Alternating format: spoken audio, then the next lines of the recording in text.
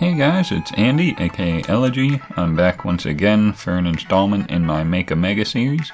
Anytime I look over statistics for my Make a Mega series, I'm surprised at how comparatively well this series does. I'm very grateful for the support you guys constantly show to this series. It really seems like Mega Evolution in particular just struck a chord with a lot of the Pokemon audience. I know for me personally, Megas reinvigorated my interest in competitive battling back in Gen 6. And here I am 4 years later still holding on to the hope that one day Mega Evolutions will return, but until then I'm going to continue making this series. So let's just get started with today's installment. Shoutouts to Jigglypuff for making the recommendation in the last episode. As you can see by this comment and the title and the thumbnail, today's episode is going to feature the royalty that is Nidoking and Nidoqueen. These two have been powerhouses ever since Gen 1, having had their share of ups and downs. However, I feel it is time to give these two a well-deserved Mega Evolution. So let's just get started with Nidoking. Nidoking, of course, is the ground poison type powerhouse from Gen 1. Its stats, surprisingly, aren't all that impressive, with a base 81 HP, 102 attack, 77 defense, 85 special attack and speed, and 75 special defense. As you can see, its only stat above 100 is its attack at a minimal 102. On paper, it might be hard to discern why Nidoking is regarded as the powerhouse it is. I'll spare you all the history lesson and get down to the TLDR. The reason Nidoking is such an offensive powerhouse is two reasons. First, being its incredible move pool, and the second being an ability it got Gen 5 as a hidden ability, that being Sheer Force. With access to stab moves like Earth Power and Sludge Wave, not to mention its plethora of coverage moves like Ice Beam, Flamethrower, Thunderbolt, etc., combined with the fact that these all get boosted by Sheer Force, combined with the Life Orb boost that is also complemented by Sheer Force, this means that even with that base 85 special attack stat, Nidoking is going to be dishing out incredible damage.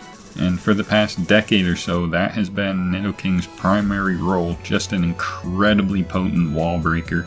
With this in mind, it was kind of difficult for me to come up with a way to give Nidoking a Mega Evolution. Having the contemporary Nidoking set be so well established, it almost felt like a step backwards to try to create something new for Nidoking, but that's what I wanted to do with Mega Nidoking.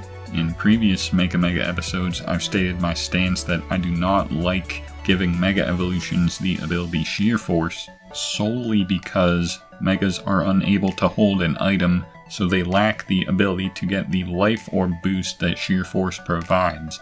So essentially, I didn't want to create a Mega Nidoking that would have to compete with its non-Mega counterpart in terms of a Sheer Force attacker. I'm a much bigger fan of having them have two separate roles.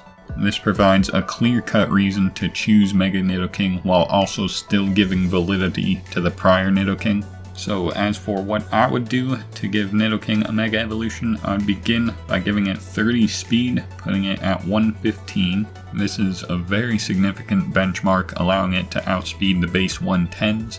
I'd also give Nidoking 30 special attack, putting that also at 115. I have no idea why my screen is saying 125. Guys, we gotta edit this video again. Much better. And finally, I'd give Nidoking 40 attack, putting it at 142.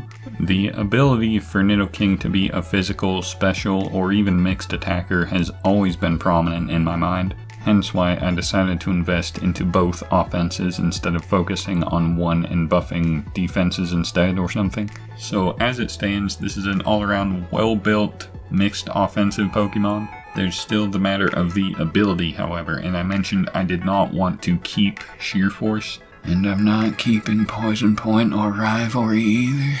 I wanted to do something that complements Nidoking's naturally greatest offensive presence, that being its move pool. So I thought about it for a bit and decided on something I think is really fitting for Nidoking.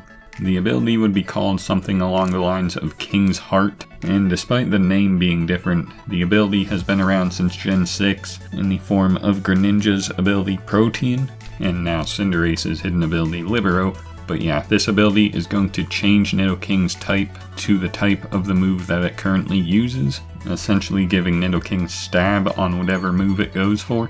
I feel this is a very fitting ability on a Pokemon like Nidoking. It benefits from its massive move pool, and the name King's Heart would be in reference to a king changing his motives due to the desire of his people.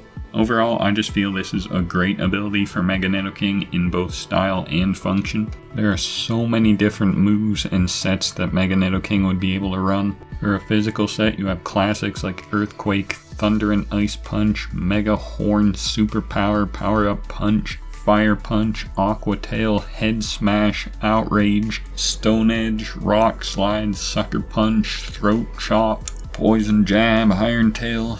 Pretty much whatever you need, Nidoking's got you covered, and with stab.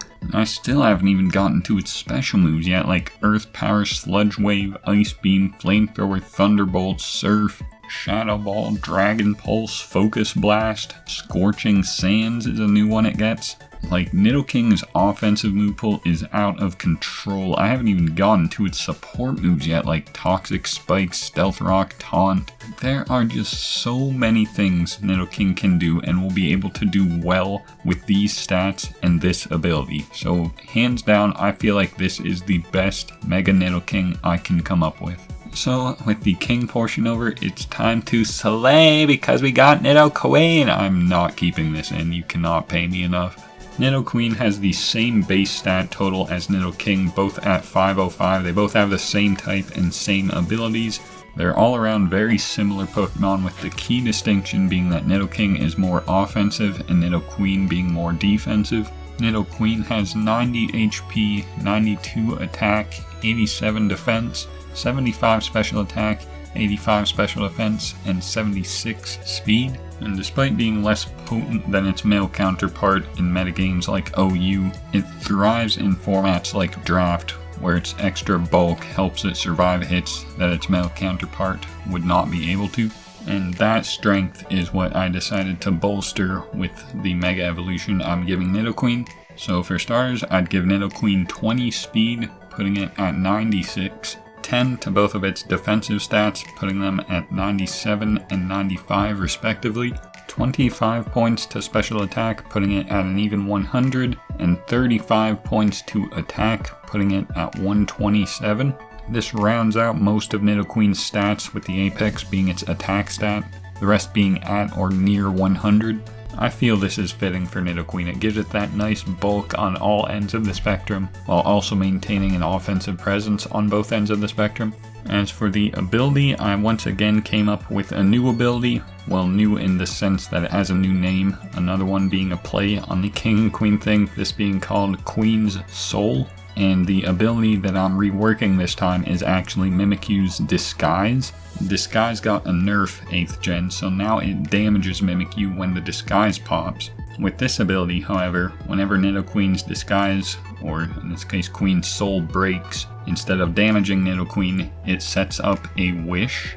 So to give an example of what I mean, let's say it's Mega Nidoqueen versus something like Landorus. We'll say the Landorus has a Swords Dance up, so it has a guaranteed chance of OHKOing Mega Nidoqueen. But because of Queen's Soul, instead of OHKOing Nidoqueen, it just procs the ability, which sets up a wish, allowing Nidoqueen to counterattack with an Ice Beam for the OHKO on Landorus, while also setting up a scenario for the next turn so you can go out to a Pokemon able to check their new Pokemon, and even if they predict you to go into your new Pokemon, you'll recover all of your health with the wish that was automatically set up. So this ability in hindsight may be a little overpowered, but when making it I just didn't want an exact copy of Disguise. I wanted a better version of Disguise, that way Mega Nidoqueen has a niche over Mimikyu, despite Mimikyu being able to hold an additional item, as well as set up Swords Dance, have Shadow Sneak and all that. This sets the two apart nicely.